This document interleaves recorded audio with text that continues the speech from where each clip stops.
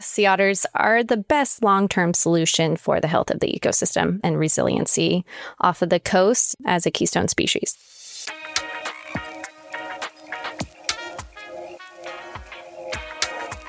Welcome to another episode of Rewilding the World. I'm Ben Goldsmith, and I'm here with Chanel Hason from the Elakha Alliance in Oregon, the west coast of the United States.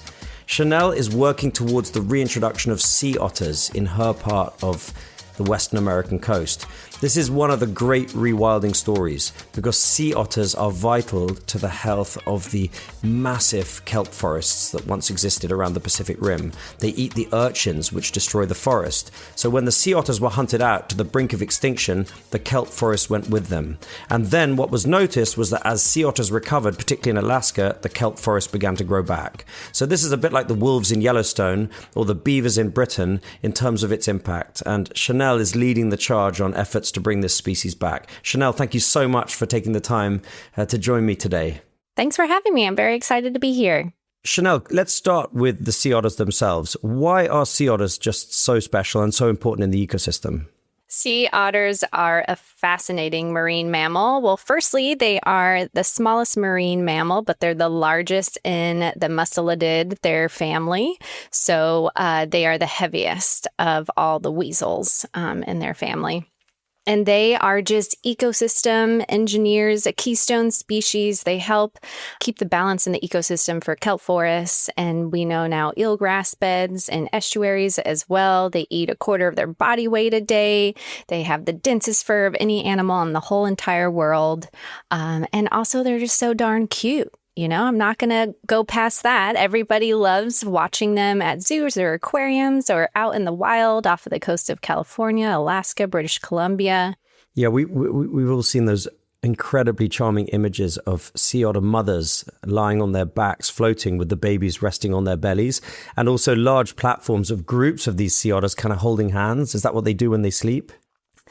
So it's not like a huge trait for sea otters to hold hands in the wild, although that's, one of the number one things kids and adults tell me is their favorite fun fact about sea otters. So I won't totally debunk it, but it's not super common. But sometimes they do hold hands to not drift apart from each other.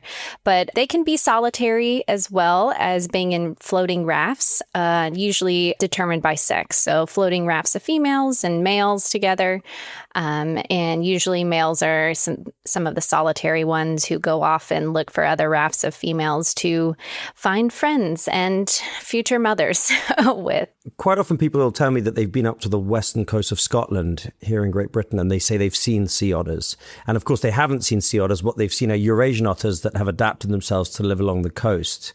So what's the big difference between the Eurasian otters that you might find living along the west coast of Scotland and the sea otters that live along the western seaboard of North America? Yeah, so sea otters are the only mustelid that lives 99% of their entire lives in the water. So they're not semi-aquatic, they're fully aquatic. So they live their entire lives floating on their backs in the ocean, hunting, eating, sleeping, everything you name it, they do while in the ocean. Every other otter species is semi-aquatic. So they den on land, they live on land, but sometimes they do swim and forage in rivers, lakes, and the ocean as well. So that's kind of the biggest key difference. And tell me, please, a bit, Chanel, about the ecological importance, specifically relating to the kelp forests. There's a restoration effort here in Great Britain off the south coast, off the county of Sussex, to restore kelp forests that have been long lost. I mean, these have been destroyed a century or more ago, and there's an incredibly exciting recovery taking place. But the really big kelp forests and the ones that loom large in our imagination are the ones that are along your coast, and they're completely dependent upon the activities of sea otters. Can you tell me that rewilding story? Yeah. So kelp forests, if you're not familiar, canopy forming kelp like giant kelp and bull kelp off of our west coast here in the U.S. is a large brown macroalgae. So it's a huge algae that can grow 1 to 2 feet a day, dependent on sunlight. So it uses photosynthesis. So when it becomes a baby kelp, it starts to grow and it wants to get to the top of the surface of the ocean, sometimes over 200 feet. tall they can get. So think of these beautiful underwater forests. So they're basically like the underwater trees of the ocean. And so they provide home and structure for thousands of species. So from tiny larvae to large megafauna like gray whales depend on these kelp forests for their food. And so sea otters, their role in the kelp forest ecosystem is that they keep balance of urchins. So the tiny little spiky invertebrates that like to eat algae, so they eat the actual kelp itself. And so when these sea urchins are left without a predator, they overpopulate. And then they basically chow down on the kelp forests themselves. And then that is super detrimental for that ecosystem and habitat for all the other thousands of species that depend on it. So sea otters help keep that balance. So as a keystone species, it means they have disproportionately large impact on their ecosystem relative to their abundance. So a handful of sea otters out in the kelp forest has a really huge impact on the resiliency and biodiversity of that ecosystem. How does a kelp plant grow from 200 feet down in the ocean? Is there any light at 200 feet? So kelp is not a plant. It's an algae. Which a lot of people think, because it kind of looks like a plant, right?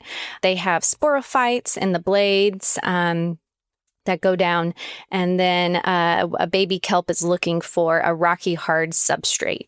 So you can still see some light at 200 feet, and then it just knows to grow straight up towards that light.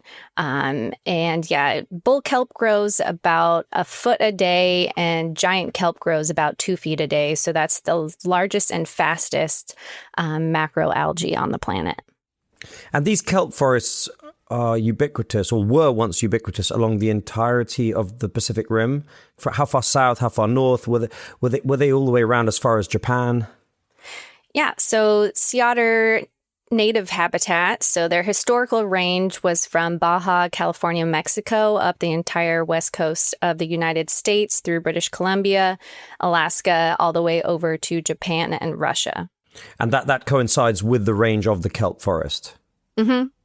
And also the other species that I read about that no longer exists, of course, is Stella's sea cow. Do you know anything about that species? I find it completely fascinating, the idea that there was this massive cold water dugong bobbing about, slow moving, eating the kelp, presumably a keystone species itself. And then, of course, that was easy to hunt. And so it was hunted out very early on after European settlement of North America. And now they're gone. Yes, so those sea cows would be fascinating to still have on our planet, but they were also a keystone species helping regulate the kelp forest ecosystem. I'm not an expert on them, but I do know that they were hunted out, yes, as you said, because one, they are slow moving and they provided a lot of food for a lot of the fishermen, especially during the start of the maritime fur trade, which is when they were pretty much extirpated completely off the planet. But by that time, they were probably already much diminished because they'd most likely been hunted by Native Americans for millennia before then. And being easy to hunt, they just disappeared. I mean, we'll never know how many there might have been, but it's quite possible that there would have been great groupings of these all around the Pacific Rim, coinciding exactly with the range of the sea otter, which then followed a similar pathway because the fur was so valuable. So at what point did European arrivals in North America find the sea otter, recognize its value, and obliterate its numbers? The maritime fur trade started in about the 1760s. And so that began when China found sea otter pelts really valuable. And so Russian, American, and Spanish mariners came to the west coast of the United States, what is now the United States, to hunt sea otter pelts. Sea otters were from Baja, Mexico, all the way up the west coast of the U.S. through Alaska, British Columbia. And so in about 200 years, so by the early 1900s, 99% of the global population of sea otters were completely diminished. And thankfully, 1% did survive. And so where did that 1% survive?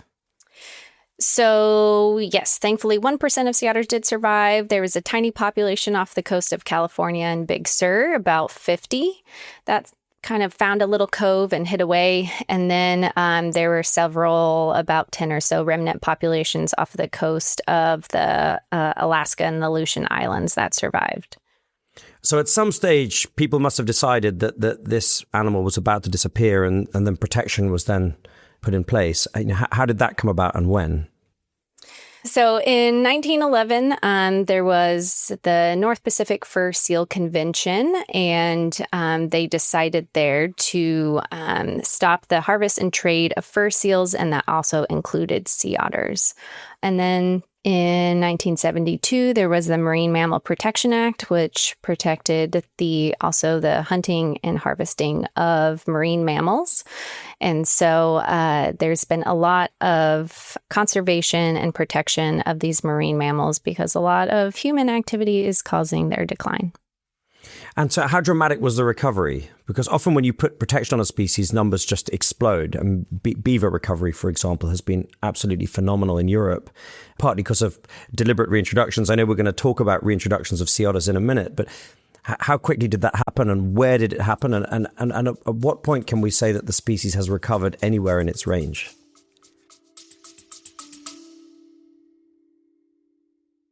This episode of Rewilding the World is very kindly brought to you by Uni, that's UNI, the world's first nature-friendly line of luxury body care. We've all heard about the harm that sun cream does to coral reefs, but it's not just sun cream and it's not just coral reefs. Well, Uni makes plastic-free, nature-friendly essentials like shampoo, conditioner, hand wash, and even natural deodorant, all full of nourishing ingredients such as seaweed kelp, aloe vera, and olive oil. We've been loving our Uni products, but don't take it from me. Here's my wife, Jemima. Yes, I really love them. They're such clean and nourishing products. The microalgae body oil is so good and really smells amazing. You can find Uni products at Space NK or at weareuni.com.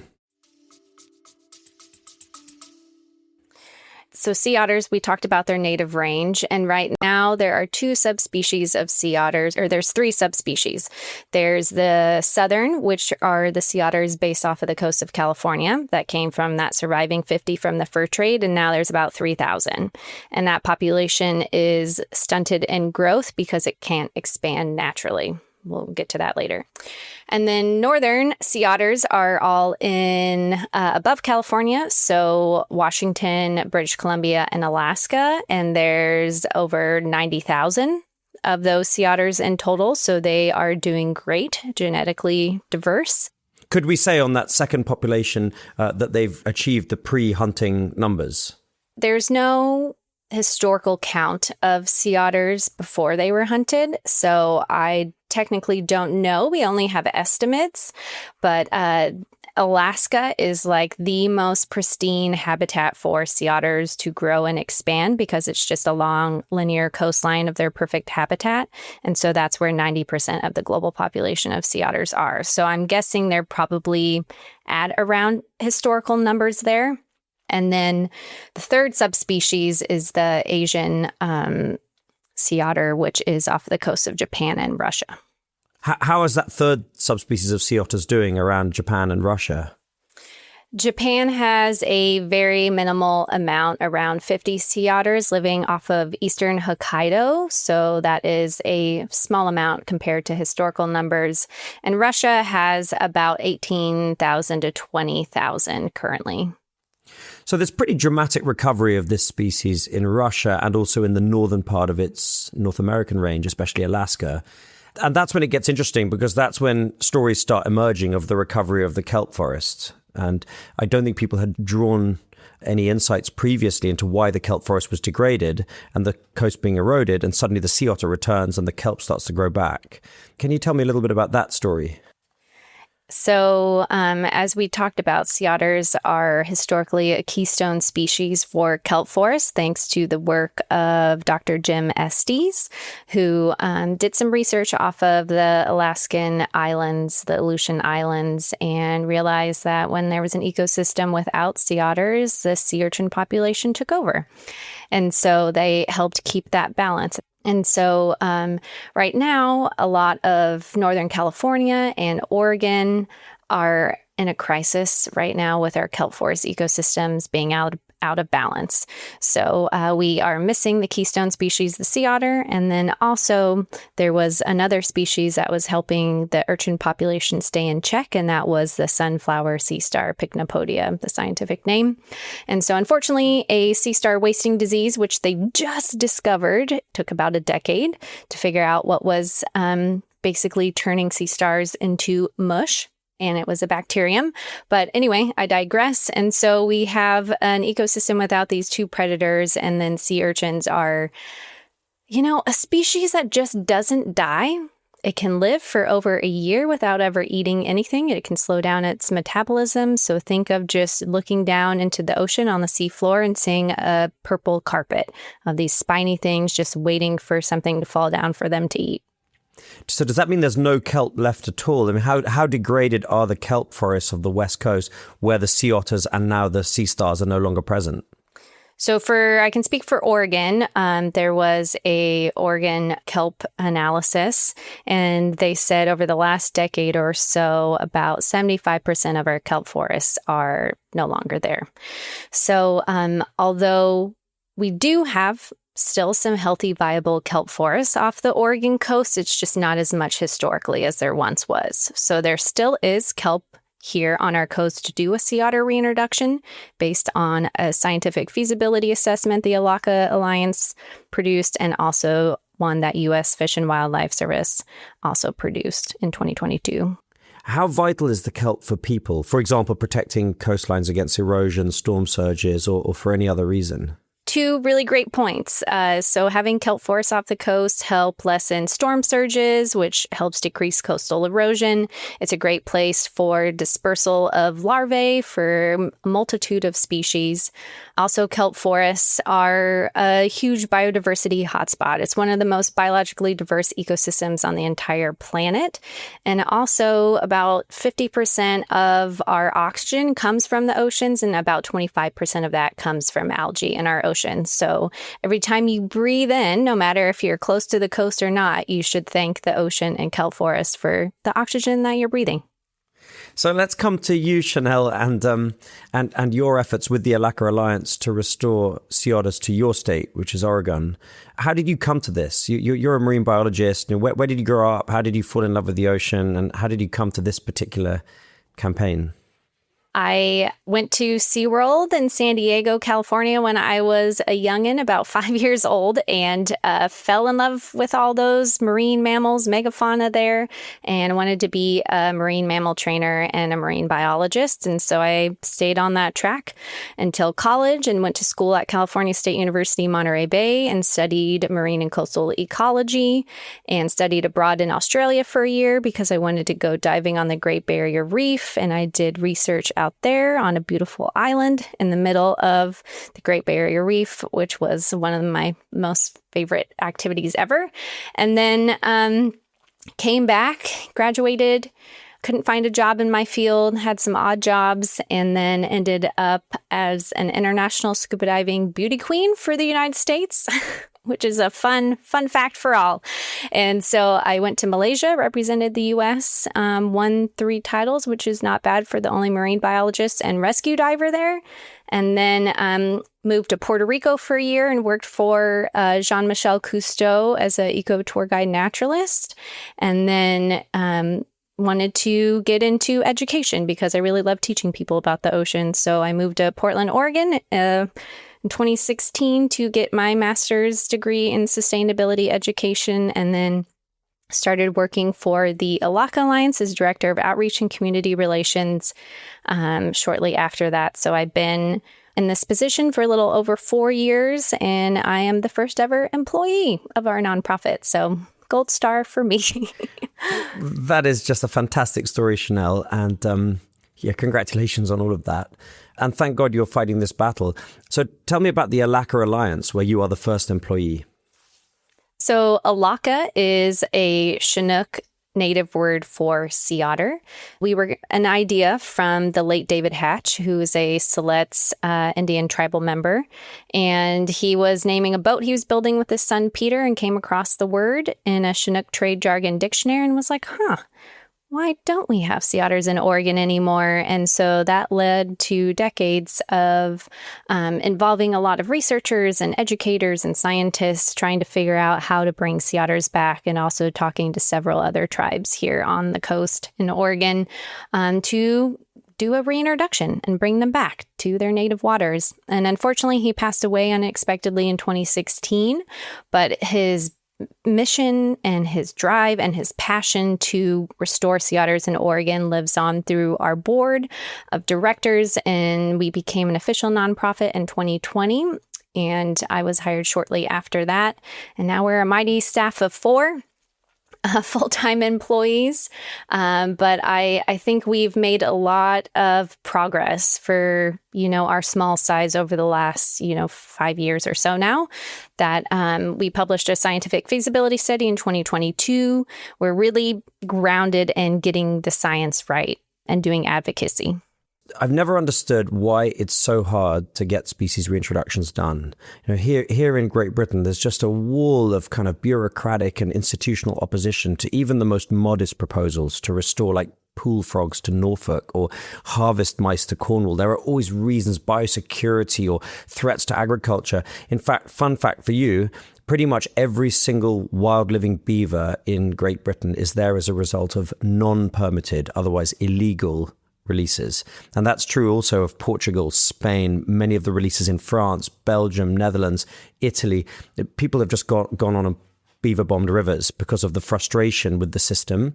So when you talk about the importance of sea otters and the fact that these kelp forests will burst back to life if we bring the sea otters back to the coastline, and with all the benefits that brings to marine fisheries, to coastal erosion and all these other things, and not to mention just the sheer joy of having these remarkable creatures back along the coastline, you'd have thought that the authorities, supported by the public, would just get on it and do it.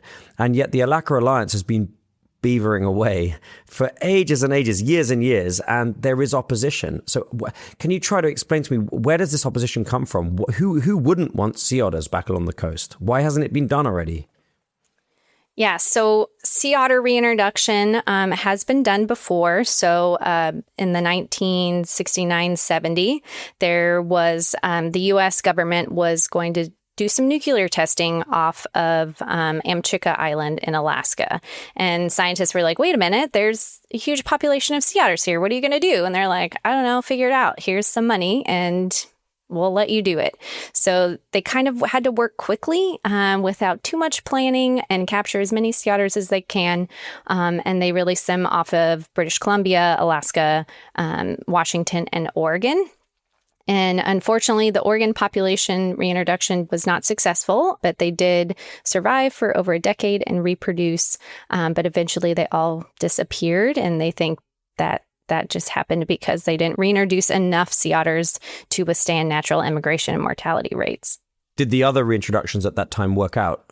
Yes, all the other reintroductions were successful. So that is why we have sea otters off the coast of Washington and British Columbia today.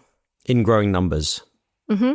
Yes. So there's about 3,000 now off of the Washington coast. I can't remember the exact numbers of British Columbia, but they are all stable and doing well. And thanks to sea otter reintroductions, there's about 1/3 of sea otters today are due to reintroduction efforts. And so, yes, working with a federally protected mammal is super hard to do a reintroduction because there's a lot of red tape with the government. It takes about a decade, basically, of lots of research, public support, and outreach to make a reintroduction happen. So I like to think maybe halfway there, maybe within the next 5 to 7 years, we'll have sea otters back in the Oregon waters again. And are you coming across any societal opposition, perhaps from fishing industry people who think that the sea otters are going to eat their fish or for whatever reason? Yes. So we work closely and we're also funding a lot of research along those lines. So the Dungeness Crab Commission, Dungeness crab is the biggest commercial export for the Oregon coast. And so a lot of them are worried that sea otters are just going to come and eat all of the crab. But if you look at the Washington coast and that reintroduction, which is the most similar coastline to Oregon, You'll notice that over the last decade, the number of sea otters have increased, and so has the catch for Dungeness crab. So it's all about having conversations one-on-one and also kind of debunking a lot of their myths or misunderstandings. And the good thing about Dungeness crab is they have the ability to go deeper in waters where sea otters can't catch them, so they can move quickly.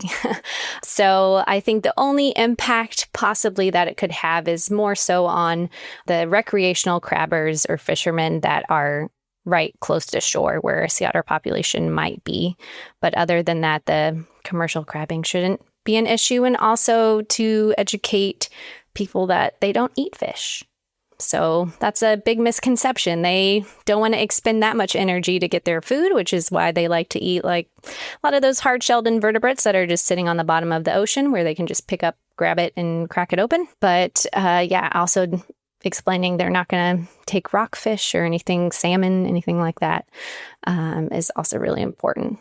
I mean, returning to the beaver parallel, the writer C.S. Lewis had Mr. and Mrs. Beaver in the Chronicles of Narnia who ate fish, especially salmon, which of course isn't true. The beavers are vegetarian, they're herbivores, and yet there is a great myth among the angling community in Britain, or there was, that beavers would eat fish, and that was one of the first myths to knock on the head. So that's very optimistic. You know, you believe that we're halfway there, that reintroduction in Oregon may well happen, and even quite soon, 3, 4, 5 years. That's incredibly exciting. Where would you get the animals from?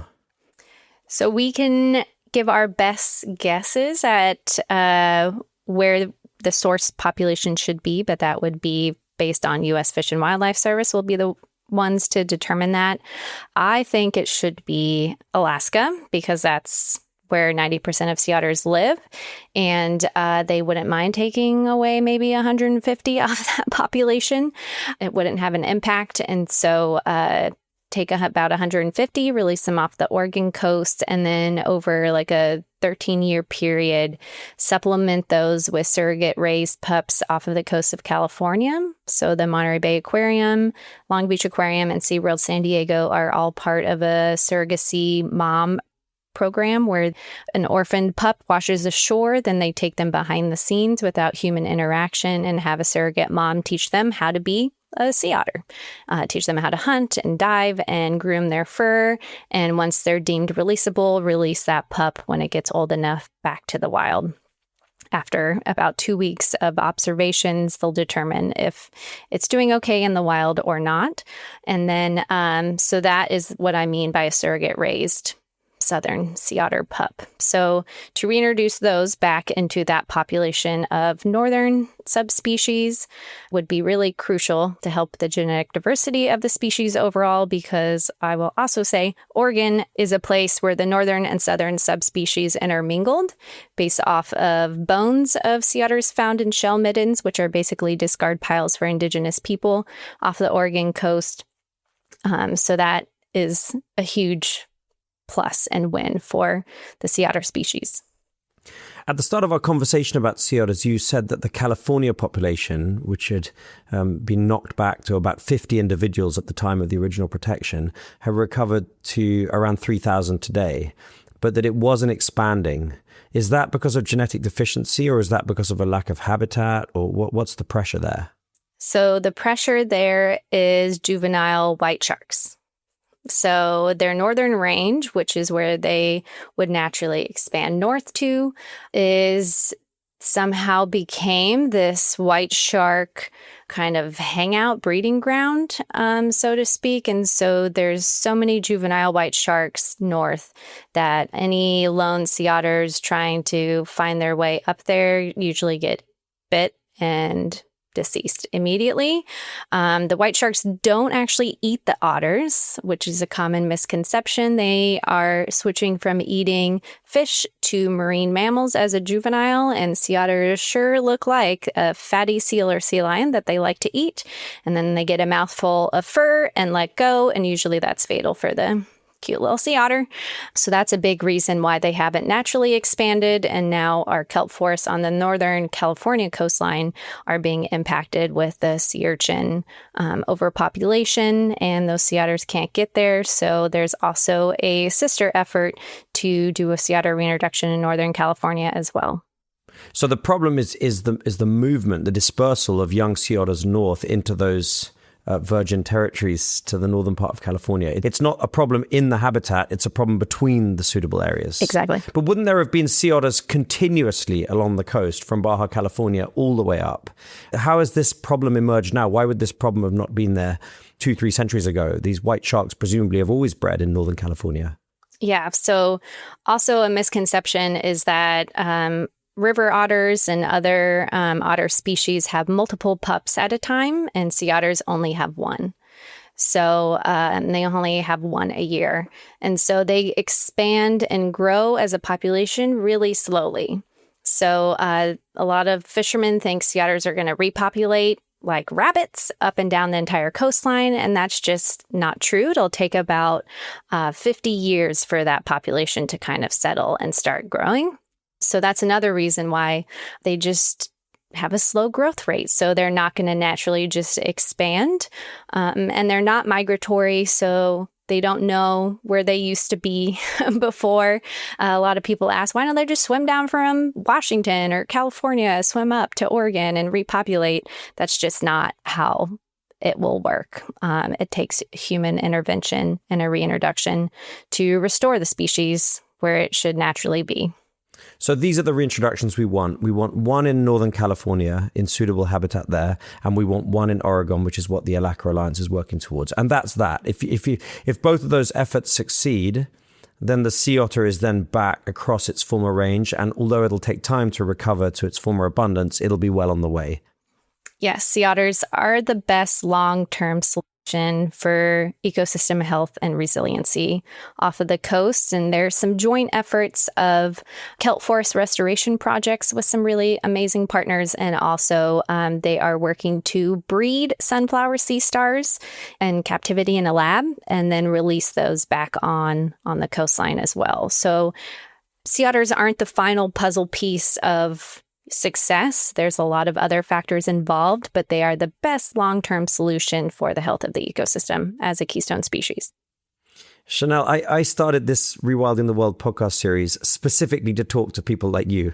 I mean, this is just such an amazing story. Your life's work is so inspirational. The best bit about this whole conversation is your assertion that you might be halfway there, that this might actually happen in the next 3, 4, 5 years, and that this is a species that's gone from the brink of extinction back to a tremendous recovery across parts of its range, and you're going to fill in those gaps with your work at the Elakha Alliance. So, Chanel, also, I'm an advisor to a species reintroductions fund that has been set up by the charity Rewild.org and Colossal, and there were grants for specifically the kind of projects that you're working on, so you should have a look at that. Ooh, I would love to. Thank you for that. Thank you so much for everything you do. Thank you for telling me about it on the podcast, and I really look forward to staying in touch and following your progress. I love your newsletters. They're super upbeat. Thank you. Yeah, it's always fun to spread the message of the Elakha Alliance, because even though if you're not, in the U.S., as I mentioned before, the oxygen that you're breathing comes from the ocean. So you should care about keeping those ecosystems healthy and also helping restore a species that once was. And their historical range is really, really crucial.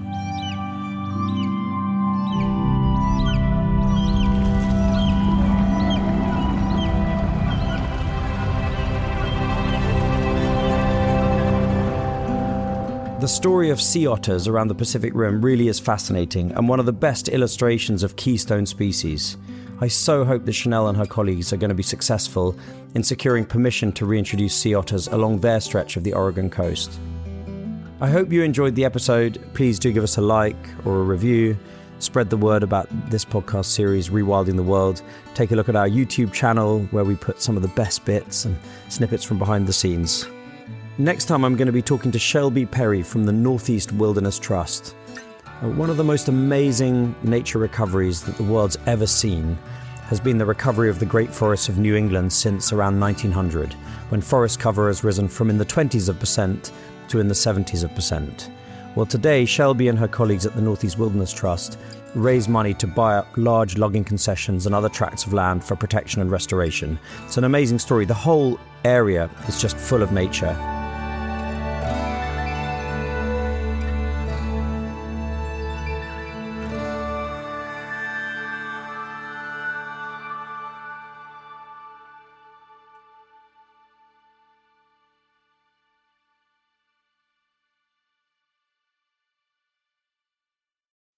You already know that this isn't about one species. It's about systems, interdependence, collapse.